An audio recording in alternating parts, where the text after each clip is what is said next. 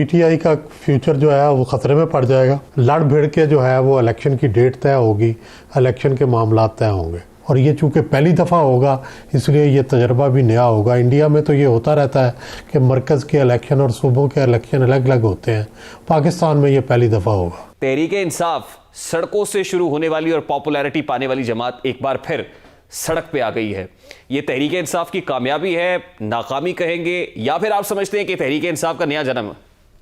देखिए, पीटीआई को सड़कों की सियासत तो आ गई है, हम सब मानते हैं कि वो सड़कों की सियासत पे छाई हुई है, लेकिन असल बात तो यह है कि सियासी जमात वो होती है जो सड़कों की सियासत जिसको आती हो, लेकिन जिसको हुकूमत करनी भी आती हो, जिसको हुकूमत में जाना भी आता हो, जिसको अपनी कामयाबियों को समेटना भी आता हो। ये क्या मेरा ये ख्याल है कि अब तो थोड़ी फ्रस्ट्रेशन होनी चाहिए कि उन्होंने अपनी सारी कामयाबियां जो हैं उनको ज़ाया कर दिया। 2 सूबों में हुकूमत थी, उनको कुर्बान कर दिया और कुर्बान करके ऐसी तरफ चले गए हैं जिसमें उन्हें मुस्तकबिल का कुछ पता नहीं है कि अब इनका मुस्तकबिल क्या होगा, क्या ये इलेक्शन में जीत सकेंगे, इलेक्शन कैसा होगा, इलेक्शन की क्या गारंटीज़ होंगी। मेरा ख्याल है इन्होंने कुछ भी हासिल नहीं किया और एक अंधेरी गली में ये आ गए। सुहेल बड़ाई साहब, 2 असम्बलियों को डिसॉल्व करने के बाद इमरान खान साहब ने एक फातिहाना अंदाज में खिताब किया था और उसमें कहा था कि वो शहबाज शरीफ की नींदें हराम कर देंगे, अब उनका अगला हदफ मरकज़ होगा। लेकिन मरकज़ वालों ने इमरान खान के अरकान कौमी असम्बली के इस्तीफ़े मंजूर करके एक नई सियासी चाल चल दी। आप समझते हैं कि इमरान खान ने अपने पाँव पर खुद कुल्हाड़ी मारी? जी देखिए, मेरा तो ये ख्याल है, मैं तो अगर इजाज़त दें तो मैं तो दोनों तरफ पे क्रिटिसिज्म करूँगा। मैं समझता हूँ कि जो कौमी असम्बली में उनके इस्तीफ़े मंजूर किए हैं ये भी गलत किया है। होना तो ये चाहिए था कि इमरान खान जब कौमी असम्बली में गए थे तो उसके बाद आप आपस में मुज़ाकरात करते, मुज़ाकरात करके इलेक्शन की डेट तय करते, इलेक्शन की डेट तय करके सारे मुल्क को इलेक्शन की तरफ लेके जाया जाता। अब पंजाब में इलेक्शन हो रहे होंगे, खैबर पख्तूनख्वा में इलेक्शन हो रहे होंगे और मरकज़ के इलेक्शन नहीं होंगे। ये 1973 के बाद पहली दफ़ा ऐसा होगा कि जिसमें सूबों और मरकज़ के अलग अलग इलेक्शन होंगे। फिर इसकी अपनी कॉम्प्लिकेशंस हैं कि जब सूबे के इलेक्शन हो रहे होंगे तो ऊपर मरकज़ के वज़ीर ना हिस्सा ले सकेंगे किसी कैंपेन में, ना कुछ कर सकेंगे। और फिर जब मरकज़ के इंतखाबात हो रहे होंगे तो सूबे में हुकूमत बनी होगी। तो ये एक अजीबोगरीब सा मामला है जिसको समझना मुश्किल है।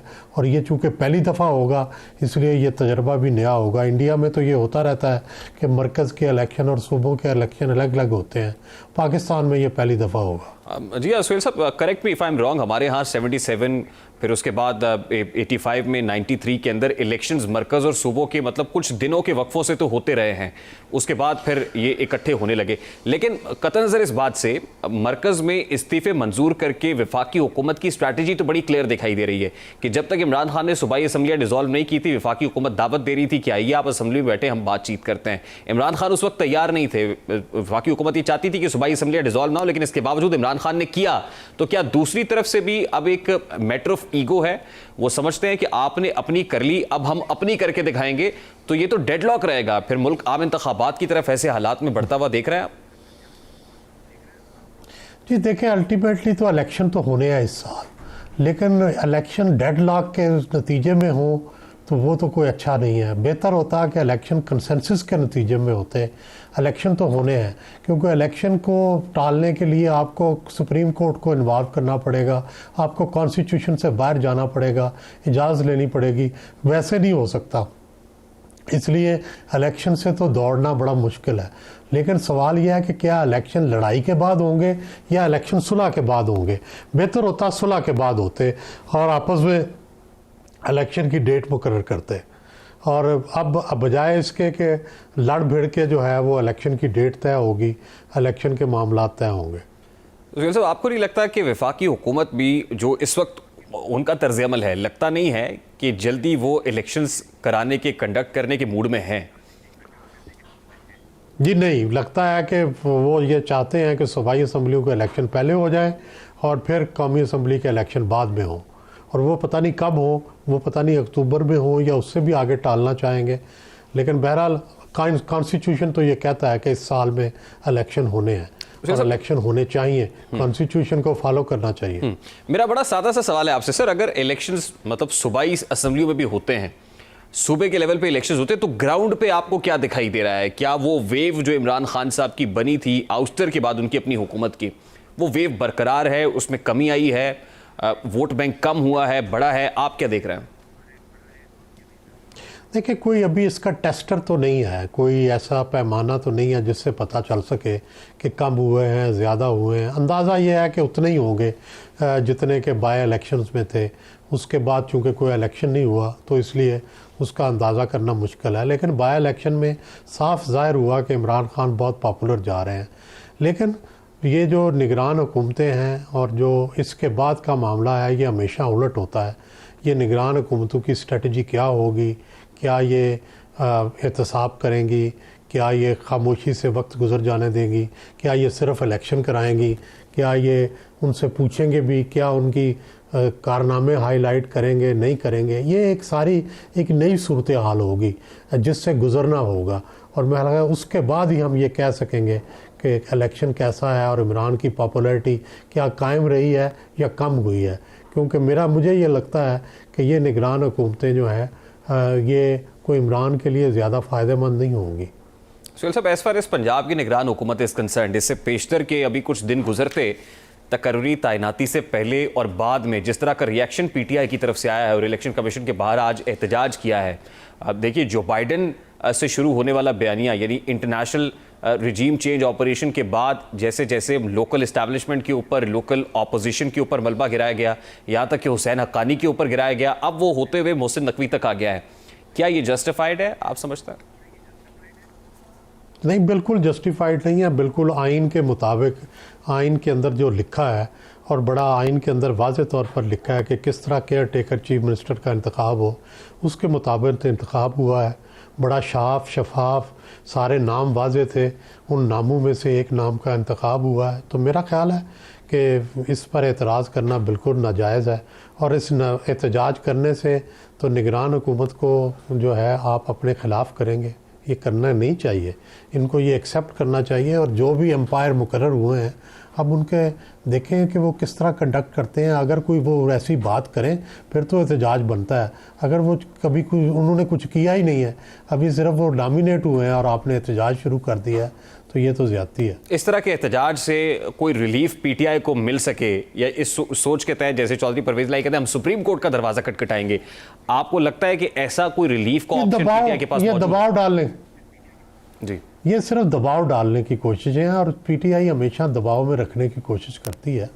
तो मेरा ख्याल है कि दबाव की पॉलिसी हमेशा तो कामयाब नहीं होती, लेकिन बहरहाल देखें दबाव कितना कामयाब होता है, ये उल्टा ना पड़ जाए।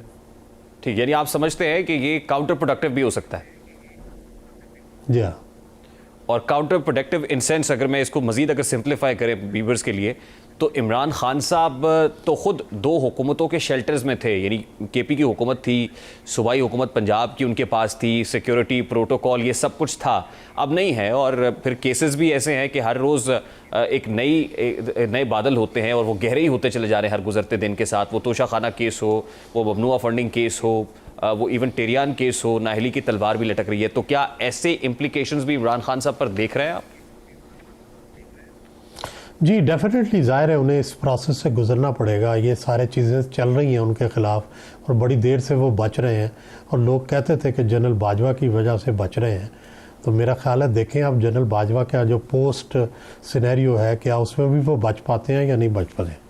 ठीक, अच्छा, ये मरकज़ के अंदर जो इस्तीफ़ों का मामला है, अभी एक पिटीशन कोर्ट के अंदर ऑलरेडी पड़ी हुई है, पाकिस्तान तहरीक इंसाफ गई थी जिसमें उन्होंने कहा था कि हमारे तमाम इस्तीफ़े मंजूर किए जाएं।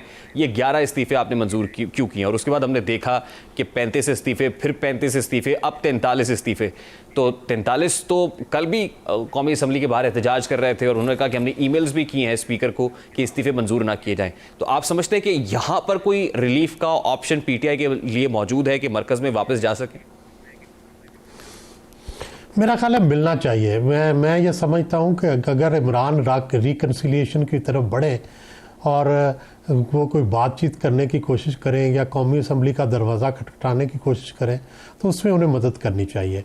और अगर उन्होंने वो गलती की हुई है तो उस गलती का मदावा चाहते हैं तो मेरा ख्याल है उन्हें उसका मौका देना चाहिए। लेकिन सुहेल साहब, आपको लगता है कि वो गलती के मदावे के मूड में हैं? वो तो कहते हैं कि हम शहबाज शरीफ की नींदें हराम करने के लिए आ रहे हैं, हम वोट ऑफ कॉन्फिडेंस का कहेंगे, फिर उसके बाद रन ऑफ इलेक्शन और ये सब कुछ। 45 लोगों से कैसे वोट ऑफ नो कॉन्फिडेंस कर सकते हैं या वोट ऑफ कॉन्फिडेंस कर सकते हैं? ये तो वो इसीलिए गए हैं कि कौमी असम्बली में केयर टेकर गवर्नमेंट और जो इलेक्शन रिफॉर्म्स हैं उसके लिए हिस्सा बन सके। इसके अलावा तो कोई वजह नहीं बनती। अच्छा सुहेल साहब, क्विकली मैं आपसे ये जानना चाह रहा था कि इमरान खान साहब पर जैसे नाहली की तलवार लटक रही है, आपने भी कहा कि खतरा तो मौजूद है, और फिर पार्टी के अंदर भी सोर्सेज ये बता रहे हैं कि इमरान खान को पार्टी का पैटर्न इन चीफ बनाने की बात हो रही है। तो अगर जैसे इमरान खान साहब जितनी असम्बलियों के ऊपर इंतखाबात होते रेजिग्नेशन देकर उस पर कहते हैं मैं खुद कंटेस्ट करूंगा, नाहल हो जाते हैं, तो फिर पीटीआई का फ्यूचर क्या देखते हैं? फिर जाहिर है पीटीआई का फ्यूचर जो है वो ख़तरे में पड़ जाएगा। पाकिस्तान में वैसे तो मिसाल मौजूद है, जैसे Nawaz Sharif pattern in chief बने हुए हैं और पार्टी को चला रहे हैं और पार्टी, लेकिन मेरा ख्याल है कि पीटीआई ऐसी पार्टी नहीं है कि इसको ऐसे चलाया जाए। इसमें ख़तरा रहेगा फिर ग्रुप्स बनने का, मुख्तलिफ प्रेशर ग्रुप्स बनने का, और फिर वो उस तरह से पार्टी नहीं रहेगी। लेकिन ज़ाहिर है पॉपुलर शख्सियत तो इमरान खान मौजूद है और पॉपुलैरिटी उनके साथ रहेगी। वो जिधर भी जाएंगे आवाम का वोट बैंक तो उनके साथ ही जाएगा। YouTube पर गूगली न्यूज देखने के लिए youtube.com की सर्च बार में गूगली न्यूज टीवी टाइप करें। गूगली न्यूज के पेज पर सुर्ख रंग के सब्सक्रिप्शन वाले बटन पर क्लिक करना ना भूलिए। YouTube पेज पर अपलोड होने वाली वीडियो से बाखबर रहने के लिए बेल आइकन पर क्लिक कीजिए। आपको हर नई वीडियो के बारे में नोटिफिकेशन मौसूल हो जाएगा।